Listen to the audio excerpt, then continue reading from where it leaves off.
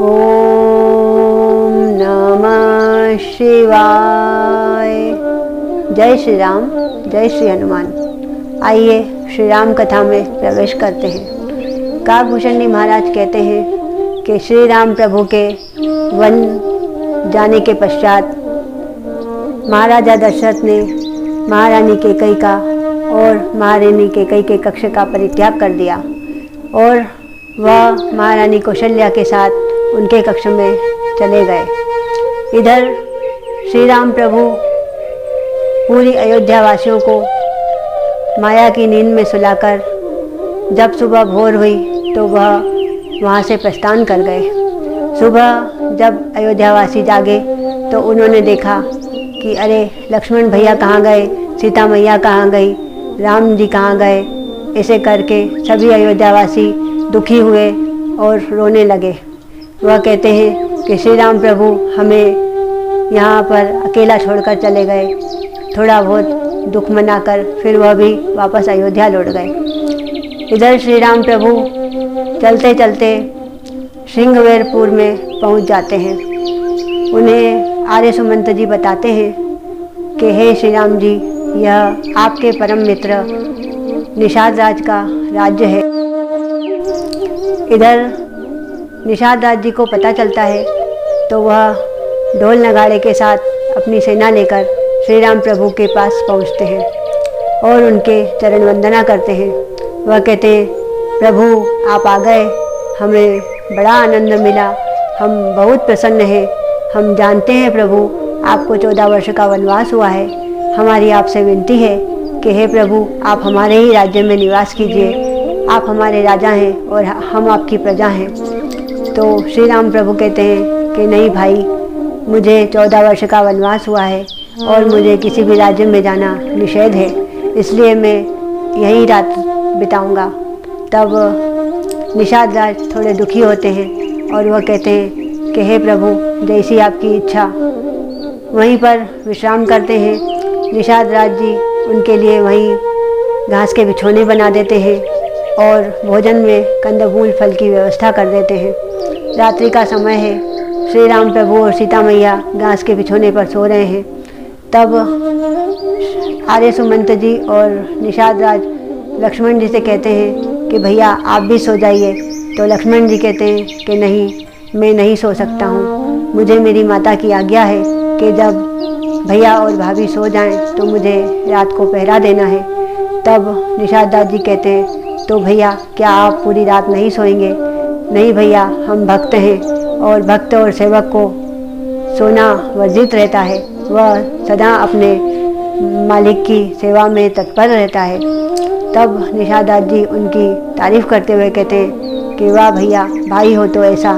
इस प्रकार निषाद राज जी भी वहाँ से प्रस्थान करते हैं और सुबह का समय होता है।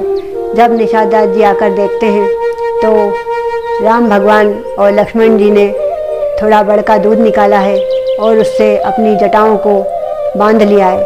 तब निषाद राज जी कहते हैं कि प्रभु ये आपने कैसा रूप बना लिया है? तो श्री राम प्रभु कहते हैं कि भाई अब मुनि वेश में ही रहना है तो पूरी तरह से रहेंगे। इस प्रकार श्री राम प्रभु कहते हैं कि अब हमें यहाँ से प्रस्थान करना है। तब निषाद राज गंगा मैया पर जाते हैं और वहाँ पर एक नौका की व्यवस्था कराते हैं। तो नाविक ये कहता है कि हम इनको नौका पर नहीं बिठाएंगे। तब श्री राम प्रभु कहते हैं कि क्यों भैया, हमें आप नौका पर क्यों नहीं बिठाएंगे? तब जो नाविक रहता है वह कहता है कि नहीं प्रभु, हम आपके चरणों की कृपा देख चुके हैं। इन चरणों में बड़ा प्रताप है। एक अंगूठा लगाते से ही शिला नारी बन गई, हमारी नौका नारी बन गई, तो प्रभु हमारा तो हो गया कल्याण। तो फिर श्री राम प्रभु कहते हैं कि फिर भैया हम गंगा पार कैसे करेंगे, हमें कोई रास्ता बताओ। तो नाविक जी कहते हैं कि भैया आप हमारी बात मानो तो हम आपको गंगा पार करा देंगे। तो लक्ष्मण जी कहते हैं कि बताओ क्या करना होगा।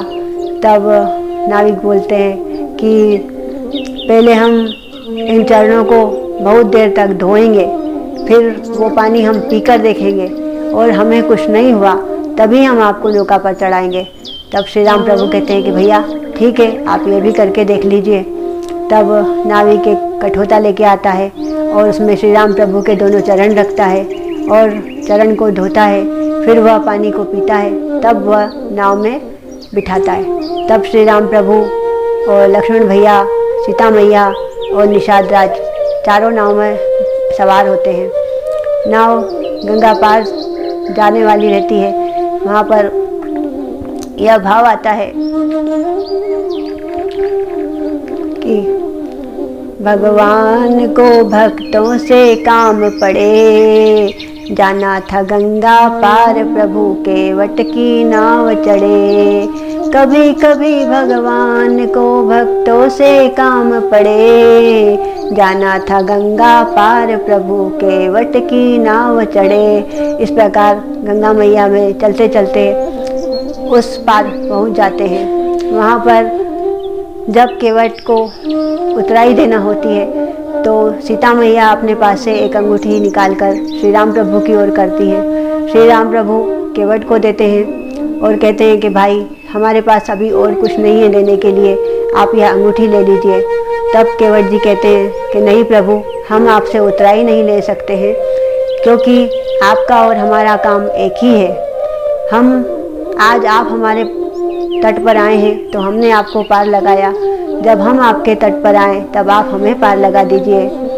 कहना यह है, केवट नैया पार लगाता है, भगवान भवसागर पार लगाते हैं, इसलिए केवट उनसे उतराई नहीं लेता है। तब गंगा मैया को पार करके श्री राम प्रभु और लक्ष्मण भैया, सीता मैया और निषाद राज वहाँ से आगे की ओर चलते हैं तो वह भरद्वाज ऋषि के आश्रम में पहुँचते हैं। भरद्वाज ऋषि उनका स्वागत करते हैं और फिर वह वहाँ थोड़ी देर विश्राम करते हैं। बोलिए श्री रामचंद्र भगवान की जय, हनुमान जी महाराज की जय। जय श्री राम।